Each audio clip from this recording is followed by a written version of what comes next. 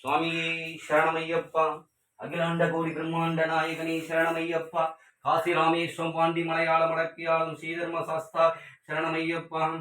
திருக்குறள் 9வது திருக்குறள்.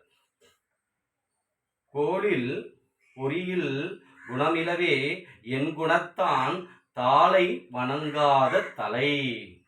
வணங்காத தலை. பாருங்க, கோளில் பொறியில் குணமிலவே என் குணத்தான் தாளை வணங்காத தலை. பாருங்க, இதனுடைய திருக்குறள் விளக்கத்தை விளக்குறோம் பாருங்க.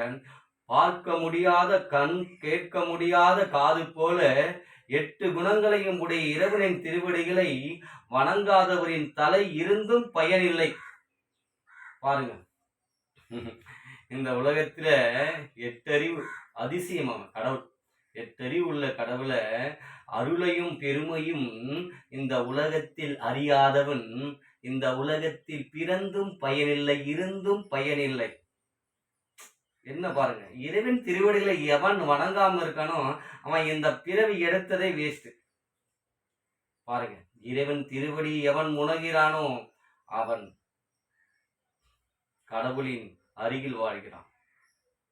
இறைவன் திருவிடைகளை காணாதவன் இந்த உலகத்தில் பிறந்தும் பயனில்லை.